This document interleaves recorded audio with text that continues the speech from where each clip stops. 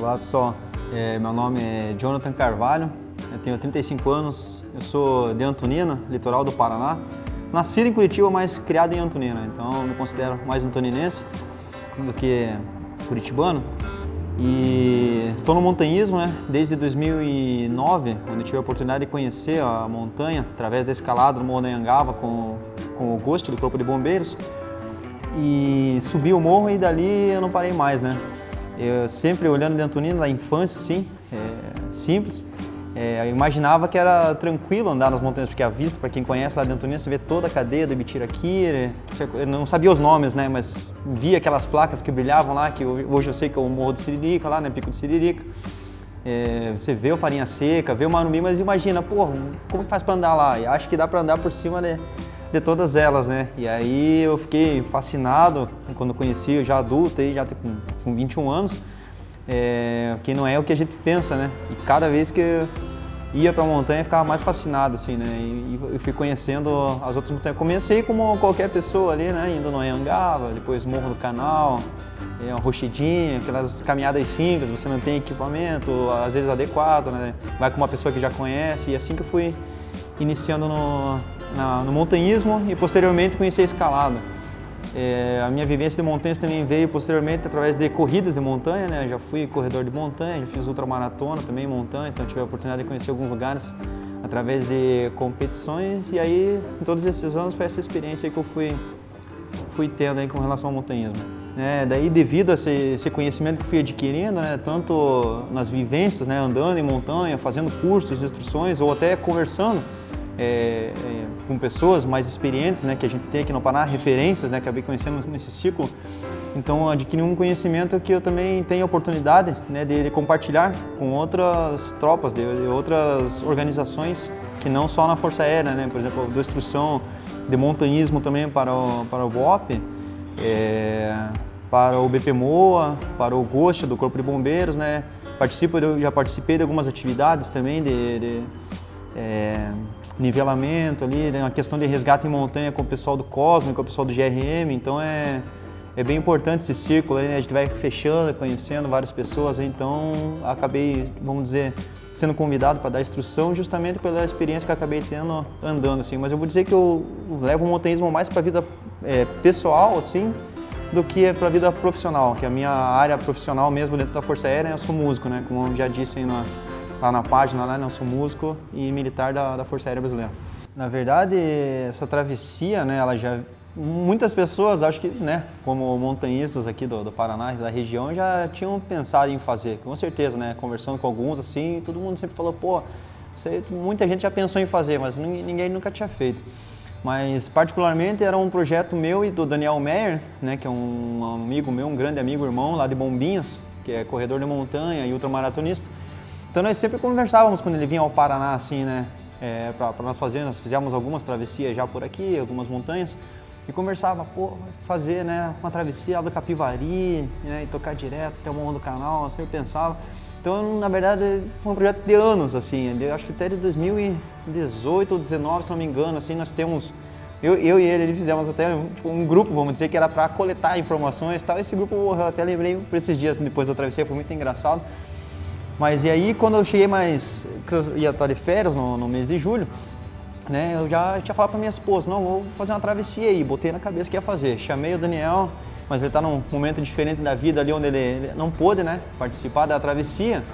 E aí eu fiquei naquele dilema, né, pô, vou sozinho, não vou sozinho, né, que a gente pensa muito na questão da segurança, questão do clima. Então eu pensei ali na melhor janela de clima, né, entre compromissos que eu tive nas férias ali, né, pensei na melhor janela do clima para fazer e planejei a minha alimentação ali, né, a princípio era para ser uma travessia de 9 dias, né, entre 9 e 10 dias na verdade, e aí só juntei o material que eu já tinha, procurei ser minimalista, né, quem me conhece sabe que eu sou bem minimalista, planejo bem as coisas, assim, gosto de andar leve, apesar que nessa travessia eu sabia que eu ia andar leve, né. Estava bem pesado, inclusive. Então, o nome da travessia, né, a travessia Caveira Charlie Charlie, ela faz uma alusão ali do Charlie Charlie para Capivari Canal, né, que são as iniciais, na letra C, Mas eu, ao mesmo tempo, também aproveitei essa travessia para fazer uma homenagem, né, às operações especiais. Quem é um operador de operações especiais sabe o que significa Charlie Charlie, que significa para nós um renascimento, né, um momento importante que um operador passa. Então foi uma forma de homenagear ao mesmo tempo os meus irmãos caveiras, né, através do Charlie Charlie, esse renascimento, que eu voltei uma outra pessoa de lá, né, dessa travessia, mas ao mesmo tempo ali o Charlie Charlie, que é o Capivari Canal. Essa travessia, ela tinha como objetivo 9 dias e mais de 80 cumes, né? Mas devido à logística, eu tive que diminuir um dia, eu vou contar adiante, eu tive que diminuir um dia da travessia, né? Eu acabei passando por 76 cumes, que deu um pouco mais de 130 quilômetros de distância, né? Nesses 8 dias, atravessando 4 conjuntos, né? 4 cadeias de montanhas aqui da Serra do Mar Paranaense, de norte a sul. Então, sobre a travessia ali, ela era para ter iniciado no dia 24 de julho, porém, eu estava num curso, né, no final de semana, eu estava com compromisso que eu saí muito cansado, então eu preferi adiar a travessia do dia 24 e iniciei na madrugada do dia 25, às 2h10 da manhã, onde a minha esposa, né, a Ketty e meu filho Juan me deixaram no posto que desce lá depois do Capivari, né, sentido São Paulo, e lá no Morro das Antenas eu comecei, né, a travessia de madrugada para fazer a Serra do Capivari. Então ali fui passando pelo Morro das Antenas, Capivari Menor, Capivari Grande, Capivari Médio, daí fiz o ataque ali no Capivari Mirim, continuei até o Capivari 4, passei no Capivari 5 e depois desci o vale, né, sentido Guaricana, né. Lá embaixo, daí no Guaricana, né, tem uma amizade lá com o senhor lá que mora lá, que é o seu Milton, né. E eu já tinha feito uma investida antes, ali, né, de 4 dias, onde eu, né, tracei uma trilha diretamente para o Guaricana. Então isso me poupou um tempo, né. Então subindo ainda o Guaricana aqui, aquela a parte mais difícil, que eu subi na minha própria trilha, ainda dei de cara com uma jararaca muito grande num degrau, que eu, peguei na árvore aqui, fui dar aquela subida, ela veio na altura do meu rosto, né. Só que eu tava bem quietinha e tal, então só deu tempo de tirar uma foto dela, peguei o bastão, afastei ela bem devagarzinho ali, e aí eu consegui prosseguir, né, sentido Guaricana. Então eu abrindo essa trilha lá, eu consegui encurtar o tempo, e até foi engraçado que eu diria de nível da trilha foi a parte que eu mais penei, por incrível que pareça, nesses 8 dias foi na minha própria trilha, porque eu peguei um dia muito quente, onde eu estava andando muito pesado e a parte da hidratação assim eu senti bastante, então eu até achei engraçado, quando eu cheguei no cume do Guaricana, que eu fiz um contato com minha esposa, eu falei para ela, eu não sabia que eu ia penar tanto na minha própria trilha. Então foi uma das partes mais complicadas, assim, difícil, porque a mochila vem engatando muito, né, tal, e eu já vi que ela não estava tão adequada. E aí, passado ali o Guaricana, eu fui até o Ferreiro e dormi no vale entre o Ferreiro e o Ferraria. Então esse foi o meu primeiro dia, né.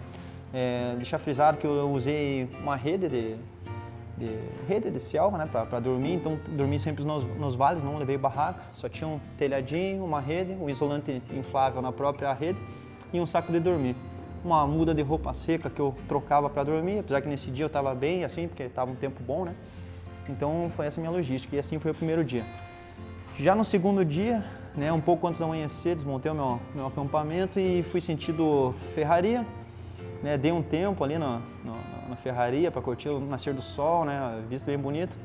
Desci do Ferraria sentido ao Taipabuçu, só que eu tive um contratempo aí nesse meio, que todo o cume que eu chegava, eu gravava, levei um gravadorzinho e onde eu falava ali, tal horário, estou passando em tal cume, agora a vista tá linda, clima, né? Fui relatando no gravador. E quando eu cheguei numa bica da água na subida do Taipabuçu, coloquei a mão no bolso e percebi que tinha caído o gravador. Mas naquela altura eu não queria perder esse gravador, então eu larguei a mochila e voltei na trilha procurando o gravador sentido o Ferraria, imagina. E lá quase perto do cume do Ferraria eu achei o gravador na trilha. Só que nesse tempo de subida ali eu levei cerca de 30 minutos só para chegar lá para achar o gravador, né? Aí voltei, recuperei a mochila na subida do Taipa e assim continuei. Então eu fiz o Taipabuçu. Chegando ali no Taipabuçu, achei 3 pessoas, dei uma conversada ali, que era o Álvaro, a Ravena e o Magnus, né? Trocamos uma ideia ali, falei sobre a travessia e tal. Até me ofereceram uma cerveja lá, Budweiser lá, mas né, não podia, estava autossuficiente e assim eu toquei. Aí cheguei no cruzo que vai pro Getúlio e ali eu decidi de fazer de ataque às principais montanhas do Ibitiraqui, né?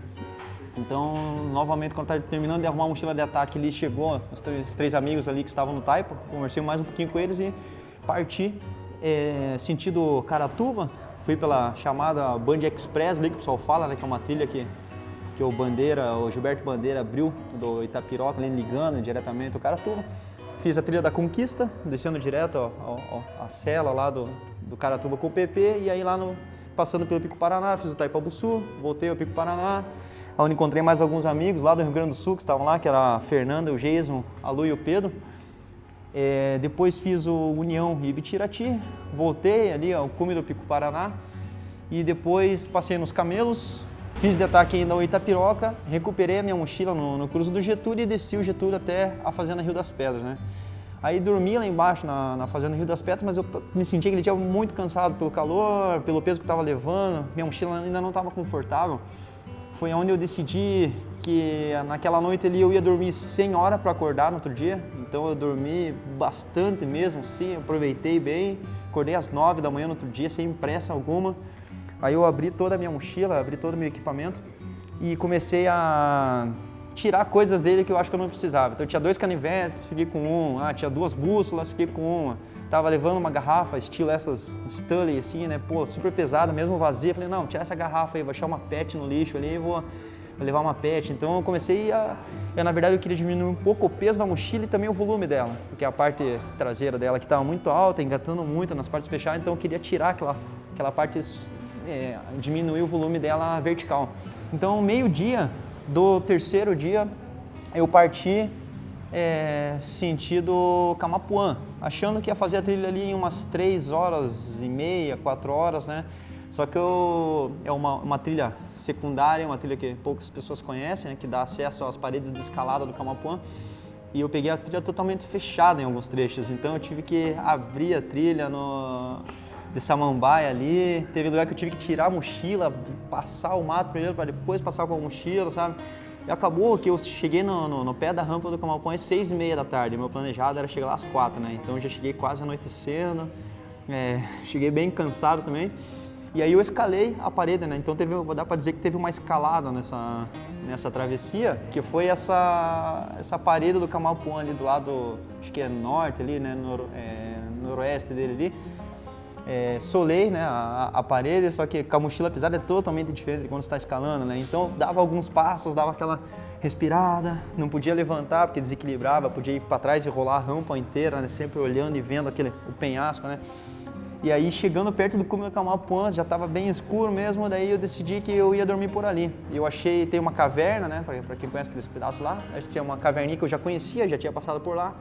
Então eu armei meu acampamento dentro dessa caverna numas raízes lá que tinham lá, que era a única coisa que tinha para fazer a ancoragem e ali, né, fiz o contato com a esposa, sempre ali, com os amigos, falei que eu estava bem e tal. Eu estava sempre avisando, né, minha esposa Ketny, né, o meu amigo Luiz Henrique Boschkowski, né, que é o meu parceiro de escalada, né, e a Luciana Kielt. Então eles sempre sabiam onde eu estava, sabiam a localização, então eu estava sempre avisando. Então, dormindo ali naquela caverna, né, eu tinha visto que a previsão do tempo ali ia virar, né, naquela madrugada. Tanto que eu não tinha nem colocado a cobertura, apenas a rede. E aí, conversando com a minha esposa ali, ela falou, mas está previsão de tempestade e tal. Daí fui consultar a previsão do tempo e eu vi que realmente o tempo ia virar. Então, dei um jeito de esticar a minha cobertura lá. Não tinha ancoragens, então achei umas pedras fora mesmo na montanha. Comecei a varar lá o mato, achar umas pedras e fiz umas ancoragens usando as pedras. E não deu outra, quando foi meia-noite, começou a chover forte, mas muito forte mesmo. A água começou a escorrer no fiozinho, na cordinha da minha rede, só que o isolante, né, não deixava, o isolante era inflável, então ele não deixava me molhar, mas a rede molhou, mas eu dormi bem, sempre seco ali, tranquilo. Aí acordei ali é o 4º dia, né? Desmontei todo o meu acampamento e comecei a subir sentido o Camapuã. Daí cheguei no cume do Camapuã, fiz de ataque ali o Camaquã, e o fato engraçado também é que eu via pro lado oeste a chuva vindo de Curitiba e no lado leste eu via o sol nascendo, assim, um tempo lindo, né? E eu só pensando, pô, aquela chuva tá vindo na minha direção, também não deu outra. Passei pelo Camapuã, quando eu cheguei no Tucum, a chuva me alcançou no lombo forte ali, forte. E aí eu fiz toda aquela travessia ali, né, do Tucum até o Siririca lá, abaixo de chuva mesmo. Mas num ponto assim tão extremo, acho que foi talvez nessa questão de clima, de desconforto ali, né, caminhando, foi o maior porque eu não podia parar, né? Quando eu parava para fazer a gravação, como eu falava do relato ali, de onde eu estava passando, eu começava já a tremer. Então eu tirei minha roupa, coloquei uma manta térmica, né, aquelas de emergência por baixo da roupa, coloquei novamente camiseta, meu anorak, a capa de chuva e passei a andar com a manta. Então isso manteve a minha temperatura e assim fui fazendo ali, né, o Cerro Verde, Taquaripoca, voltei, recuperei a mochila e aí fui atacando por cima ali, né, pro Meia-Lua, Luar, os ovos de dinossauro, né, Sirizinho, até chegar o Siririca. Siririca nem se enxergava a placa, né, cheguei nele assim praticamente, pô, de cara com a placa já 5 metros de distância ainda, tão nevoeiro e chuva que tava, né. Aí passando pela Siririca desci, sentido aos pediplanos lá. Aí fiz de ataque a Gruta da Lontra, né? Recuperei a mochila ali, fui no Colina Verde e engraçado que quando cheguei no Colina Verde abriu um pouco tempo, assim, parou a chuva, abriu, consegui ter uma ideia, né, uma noção daquela região ali dos agudos e eu escutava no fundo do vale assim uns latidos, né? E não parecia ser de cachorro, assim, né? Quem conhece estufa de capivara, você achava que era tipo, parecia com coisa de capivara, né? Mas tranquilo. Aí ali naquele dia ainda conseguia mesmo no escuro fazer um ataque no Agudo da Cutia. E aí depois do Agudo da Cutia achei um lugar para dormir. Então achei um vale, tinha um riozinho, parei nesse rio, mas daí começou a chover muito de novo. Foi pé na água mesmo ali, dormi no rio só para não molhar. A rede molhou do mesmo jeito, com a água escorrendo ali, mas o isolante não deixou, como eu disse, né, antes. E a mochila molhada pesa muito mais, né? Então eu senti também um pouco o peso da mochila esse dia molhada. E aí foi, dormi ali. Indo já para o 5º dia, né, saí dali e continuei a travessia dos Agudos, né, da Inter da Agudos. Então fui passando da Gruta da Marmosa ali, da Cuíca, da Marmosa, no Tangarim. Aí no Garganta 235 deixei a mochila, fiz de ataque o Tangará, né, e quando eu tava tentando assinar, abri a caixa de cor no Tangará, mas daí eu não abri porque tava chovendo, não queria molhar o caderno. Tomei um susto com o esturro do bicho que eu tinha escutado no dia anterior ali, que eu não sabia o que era. Então o bicho latiu no meio do mato ali, deu aquele eu, cara, eu comecei a gritar, né? Sai! Fez um barulho no mato, o bicho correu ali, né? Catei minhas coisas rapidinho, desci de novo, Tangará. Aí passei pro lado do Coxotó, né? Aí do Coxotó eu estiquei até o Arapongas também, Jaguatirica, conhecido como Jaguatirica, vi alguns relatos lá, de poucas pessoas que passam lá, do próprio Alcio Douglas lá, então foi bem legal. E na volta do Coxotó ali, quando fui pegar a mochila no vale, na Garganta 235, encontrei dois cães ali, 2 cães de caça, assim, né, que é o que o pessoal vê nas fotos e fala, era do PP e tal. Então eu vou contar essa história do cachorro durante aqui também, pra vocês entenderem. Então eu pensei, falei, pô, o único jeito de eu tirar esses cachorros daqui, né, dá pra ver que eles estavam tremendo, estavam cansados e magros, foi dando comida. Então a partir dali, tudo que eu ia comendo eu ia dividido com eles, né. Eu perdi a entrada no meio daquela chuva, do cansaço que estava ali, perdi a entrada do Catita e do Gralha Azul, acabei não pegando, né, eu queria ter passado lá. Quando eu via, já estava de frente com a parede ali, para quem conhece, né, do dique de Diabás ali, na Cachoeira da Santa. Aí o rio estava um pouco cheio, né, por conta da chuva, mas deu para passar na cabeceira do rio ali, com todo cuidado, e bem na passagem da cabeceira ainda caiu uma árvore, então eu tive que subir na árvore, mesmo com a mochila, os cachorros conseguiam passar por baixo, mas foi um pouco, acho que talvez a parte mais arriscada, mais perigosa assim que eu passei, mas passei muito devagar e deu boa e consegui tocar, né, até o Marco 22. Cheguei já à noite no Marco 22 ali, e aí no meu plano, né, na travessia lá de 9 dias, era subir pela crista do 7. Mas eu sabia que por conta do tempo, que as minhas férias acabavam, eu tinha 8 dias só para fazer a travessia, então eu decidi andar ali até Engenheiro Lacerda ali, né, que tem um recanto, e dormi ali no Engenheiro Lacerda, né. Aí nesse dia à noite, inclusive, eu fiquei pedindo ajuda para algum carro, assim, só para mandar uma mensagem para minha esposa para falar que eu estava bem, né. Então passava os carros lá com a mão, ninguém parava, até que um casal parou ali, a Alessandra com o marido dela, pararam, e eu expliquei, né, falei, tô fazendo uma travessia, sou montanhista e tal, você pode mandar mensagem para um número para mim aí e tal, para essa pessoa aqui, só dizer que eu tô bem, que eu vou dormir aqui no recanto de Engenheiro Lacerda ali. E aí eles avisaram, né, e beleza, tô por ali, dentro do quiosque eu armei só para secar minha roupa, né, que estava muito molhada, dormi para fora mesmo, mantive lá a questão da redinha lá, né, da autossuficiência fora, mas eu armei deixei minha roupa estendida dentro lá para ver se secava. E aí, eis que 9h30 da noite aparece minha esposa com meu filho lá, né, aí eles foram lá, deram toda aquela moral, a gente conversou bastante ali, aproveitei para dar uma carga no celular, aproveitando para não dizer que eu não tive apoio externo, né, autossuficiente, então como não tinha energia elétrica ali, ela deixou no carro, dando uma carregada no meu celular ali, talvez eu pensei que esse foi o apoio que eu tive aí também. E aí eles foram embora. Então no outro dia eu acordei, comecei a subir sentido uma encatira, né? Os cachorros me acompanharam ali, então fizemos uma encatira, fizemos o Morro do Sete e na volta do Morro do Sete um dos cães ficou lá para baixo, ele não veio comigo. Eu chamava ele, daí nessa hora eu já estava chamando eles de Charlie, coloquei o nome dos cachorros de Charlie. Então, Charlie, sempre que eles ficavam para trás eu chamava e eles vinham, mas um não veio. Aí quando eu estava numa encatira, encontrei ali eu anotei aqui, né, para ir não esquecendo o nome do pessoal aí, encontrei o Arthur, o Ricardo e o Jean, né, a gente trocou também uma boa ideia ali, e eu falei para eles, ó, tem um cachorro que está aí na trilha, e tirem ele de lá, né, deem comida, tragam ele, porque esse aqui eu não sei se vai comigo ou não, mas o outro lá, tirem de lá, eu achei na garganta dos 35, contei toda a história. E assim eu toquei, né, pela Serra da Farinha Seca ali. Então fui pro Polegar, fui continuando tudo, passando um labirinto, Casfre, todo ali. E lá no Morro dos Macacos, né, para quem faz a travessia da Farinha Seca sabe, né, que até tem algumas fitas ali, que ajudam bastante, mas à noite, né, e baixou uma neblina, assim, a navegação ficou bem complicada. Eu não estava usando o GPS para navegar, estava usando o GPS só para gravar a trilha e no celular ainda, né.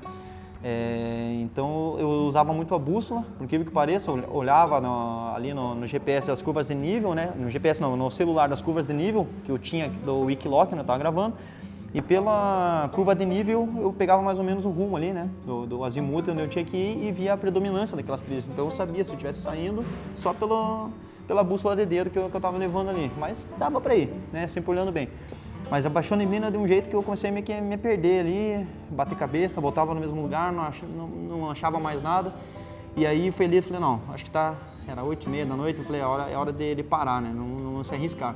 Então achei um lugar para dormir, armei novamente ali a minha rede e dormi numa encosta assim, né? Eu e o Charlie, né? Um dos Charlie que ficou comigo. Aí no sexto, ali já era sétimo dia, né? Continuei a travessia ali do Morro dos Macacos, o Charlie me acompanhando. Chegando lá no Balança, eu peguei uma trilha muito fitada e comecei a descer maravilhosamente, né? Quando eu percebi que o azimuth não estava batendo, né? E estava batendo já um azimuth ali de sudoeste. E aí eu percebi que eu estava indo para o campus do Cipriano, em vez de pegar o Balança, né? Então voltei, perdi ali acho que uns 45 minutos nessa ida e volta, né? Aí achei a trilha certa, bati lá no Balança e desci em Costa do Balança. Nessa hora o Charlie ficou para trás aí, porque quem sabe lá, o pessoal que sabe, né? Tem muito penhasco lá nos paredões. Então desci do Balança até a estação, até a usina Marumbi, né? Da usina Marumbi, o meu plano era pegar a trilha dos funcionários e ir pela trilha até a estação Marumbi. Só que como estava muito cansado também, acabou que eu fui pela estrada mesmo e o meu tempo, né, das férias ali e tal, estava pensando sempre nisso, né, que eu tinha que me apresentar no meu trabalho novamente. Então acabou que eu toquei pela estrada mesmo e chegando lá no Marumbi, né, ataquei no Rochidinha, né.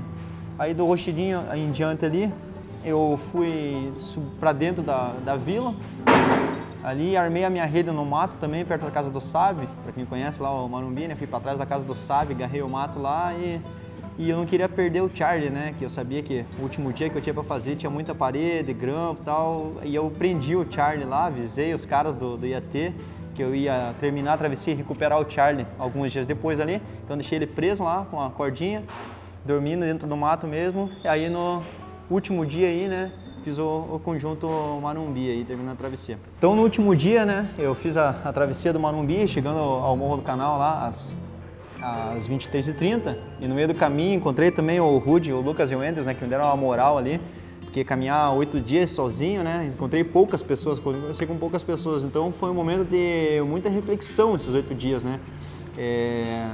Pensei em várias coisas, questão da vida, questão profissional, questão do comportamento, de como tratar as pessoas, né? Deu tempo para muita coisa, sinceramente, né? Que eu até esquecia do desconforto, sim, porque quem me conhece sabe que eu não ligo para estar molhado, estar sujo, né?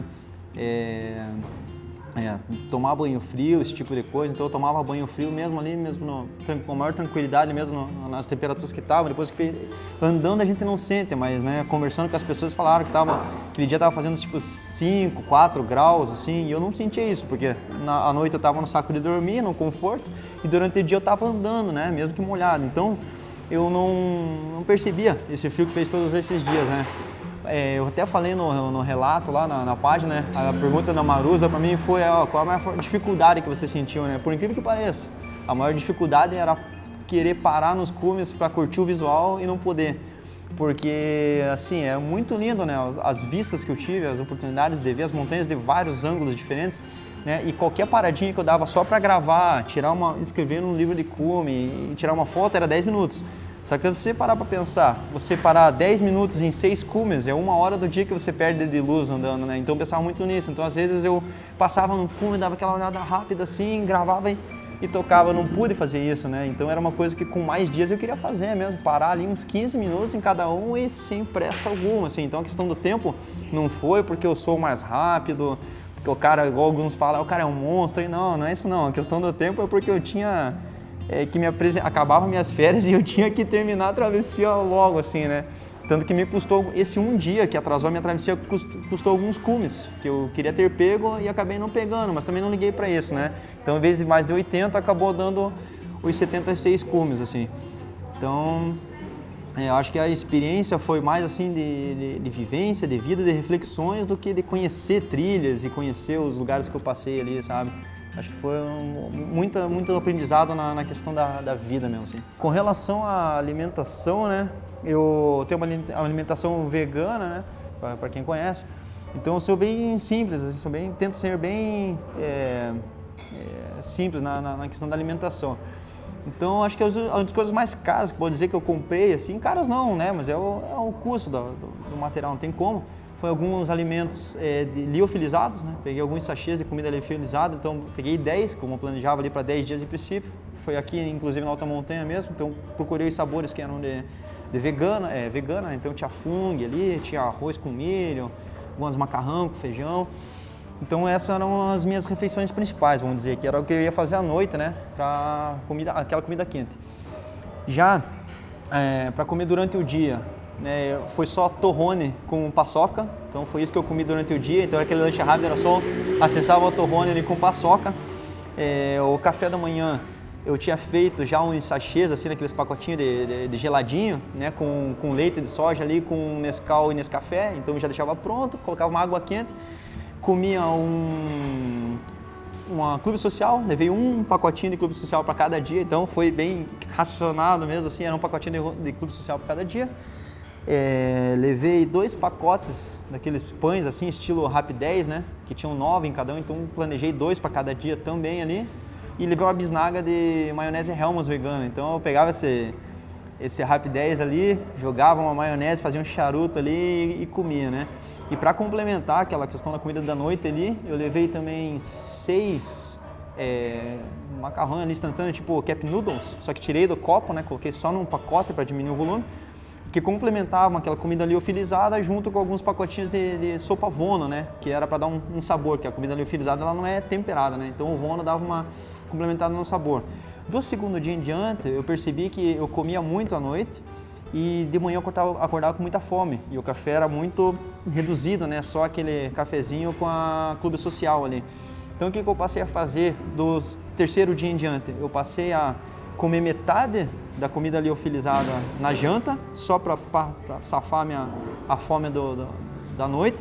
E no outro dia de manhã eu tomava um café reforçado, juntando o Vono com o resto da comida liofilizada, mais o Cup Noodles e o café e a bolacha. Então, na verdade, a minha comida principal começou a ser o café da manhã mesmo, assim, né? Que daí eu conseguia bastante comida para dar energia.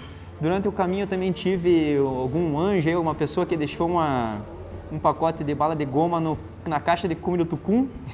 Então eu até escrevi na caixa de cume lá e peguei aquela bala de goma e tava boa, novinha, né? Não dava para ver que tava, né, sacaneada e nada. Então eu levei essa bala de goma, né? E no caminho também, para não dizer que eu não recebi alguma ajuda, pô, é até engraçado, mas eu vou ser bem sincero, né? Tenho sempre sido, né, com relação ao relato aqui. Eu ganhei 2 uvas do próprio... Cadê o camarada aqui?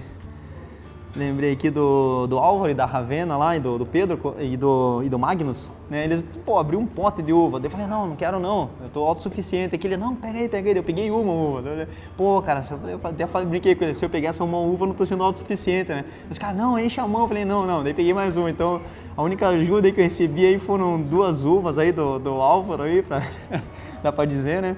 E lá também no cume do Pico Paraná, nessa conversa que eu estava tendo com o Álvaro antes de ir pro Pico do Paraná ali, eu esqueci de pegar o meu sal, levei sal, cápsulas de sal, tinha esquecido, então eu senti muito também. Então aquele pessoal que estava lá no cume do Paraná, que era a Fernanda, o Geiso, a Lu e o Pedro, também me ajudaram com um pouquinho de sal, sabe? Pedi para eles ali, então foi que deu uma revigorada para fazer os camelos e a parte do Itapiroca ali. Então talvez a ajuda externa que eu recebi foi essa, assim, 2 uvas e um pouquinho de sal ali, né? O resto realmente foi autossuficiente mesmo, né? Todo o meu equipamento ali, dormitório e as roupas e alimentação, né?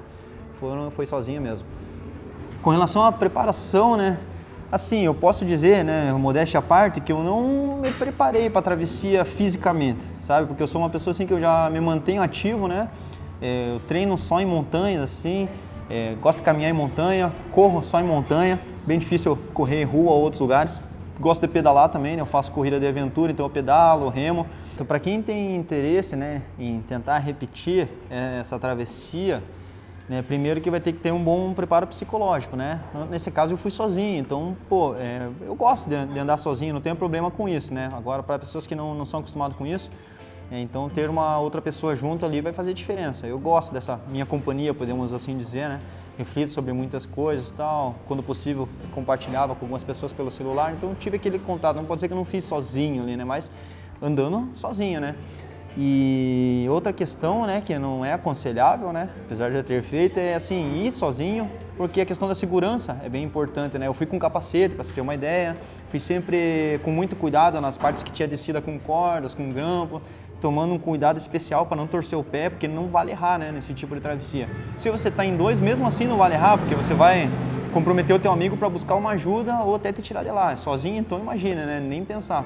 Então em nenhum momento eu podia errar. Então a minha atenção na questão segurança de animais, de quedas, de torções, foi sempre bem importante. E sempre com a humildade de reconhecer também que se acontecesse qualquer coisa eu tinha que desistir e eu não ia, né, dar uma de herói, ser Highlander, nada. Eu não queria bater recordes, eu não queria fazer nada maior nem melhor que ninguém, eu só queria caminhar na montanha, né? Essa repercussão que deu só se tornou naturalmente dessa forma porque foi algo inédito, né? Mas a minha esposa, as pessoas que me conhecem ali, sabem que eu fui simplesmente para fazer uma caminhada ali, conhecer as montanhas, refletir sobre a vida, né? Então foi nesse intuito. Então, e outra coisa que eu falo para as pessoas também é conhecer bem as trilhas antes, né? Fazer esses trechos de forma isolada, né? Porque você conhecendo bem de forma isolada, ele vai te facilitar muito ao dia que você for fazer a travessia, até porque em determinadas épocas a trilha fecha, né? As fitas somem ou até cai árvore que precisa fazer muitos desvios, então esse tipo de navegação aí é bem complicada. Tem lugares que não tem fita, que você tem que ter aquele tino, né, de olhar as raízes que estão pisadas, olhar as árvores que estão muito pegadas ali, então você vê que é mais descascada, né? A pessoa passa ali, até às vezes tem algumas partes que tem um galho quebrado de pessoas que já passaram, então é até engraçado, um amigo meu falou, Luiz Henrique Vuchkowski, ele falou assim, cara, no terceiro dia você não se perde mais, você vai ficar bem tranquilo, e faz sentido mesmo, quando você anda no terceiro dia você fica tão aguçado em sentidos, né, com relação à navegação, que se você anda 5 metros fora da trilha você já percebe, cara, opa, não é aqui, aí você volta, bate o olho assim, era ali, porque você já vê, a trilha fechou, já não é natural pra você, dá pra ver, assim, então você não se perde mais, né, bem diferente das pessoas que vão um dia ali, acham carreira e saem descendo, né, para qualquer lugar. Então, eu acho que conhecer isolado vai ser bem importante, né, para a travessia, para poder fazer a travessia. e eu preparo dos materiais, assim, né? Isolar bem, não deixar molhar o material que precisa estar seco, que é a roupa reserva, pilhas, lanternas, essas coisas todas, né? Uma alimentação boa, cuidar com o peso, né? Levar alimentação suficiente, não dá para ir muito pesado, né? Que daí você vai te desgastar muito psicologicamente também, né? A mochila começa a machucar aqui o braço, o ombro. Ela vai engatar no mato, é impossível, mesmo diminuindo o volume da minha, ela toda hora engatando, então cara, chega uma hora que você tem que ter saco, assim, que vai parar e ficar desengatando. Quem anda na montanha sabe disso. E querer o desconforto, né? Com relação ao cuidado dos pés também, que é bem importante, que varia de pessoa para pessoa, né? Eu tenho muita sorte nesse sentido, então eu fico com um coturno mesmo desses extra leve, assim, de quartel, e não tive problema com o pé, eu só limpo o pé, não passo pomada, não passo nenhum tipo de tratamento especial para o pé. E eu não tenho bolha, não tenho calo, nada, então eu levo muita sorte. Até nos cursos operacionais que eu já fiz, eu tenho essa sorte. Então, mas é uma coisa que eu digo que é bem importante, porque isso também pode acabar com a tua travessia, né? Acabar com a tua atividade. Queria deixar registrado aqui, né, alguns agradecimentos, como eu disse lá para o site. A travessia foi feita ali sozinho, né? Mas outras pessoas, né, participaram direto ou indiretamente disso, então nada você faz sozinho. Então eu sou muito grato a algumas pessoas que fiz questão de anotar aqui e falar algumas delas aqui, né, as especiais aqui, a Kathleen Daiane e o Juan Carlos, né, que são a minha esposa e meu filho aí, sempre deram maior apoio, né, nessa minha ausência, a minha mãe, Estela, e todos os meus familiares lá,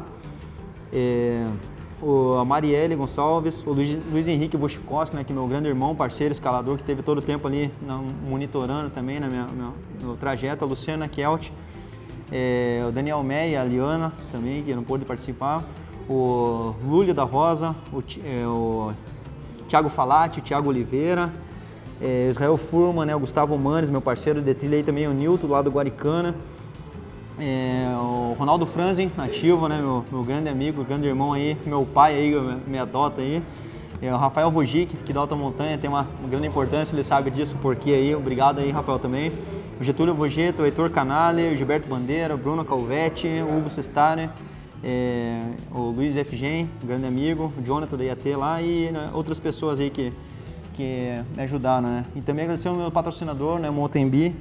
A camiseta que eu usei era uma camiseta muito boa, já fazendo a propaganda aqui, que pô, se ajustava bem, secava rápido, secava no próprio corpo, então isso fez toda a diferença também. Durante a travessia, eu estendia ali, a camiseta já estava, né, confortável, quando aí andei com uma camiseta o tempo todo, lavava ela no rio mesmo e conseguia usar, então obrigado Mountain Bee.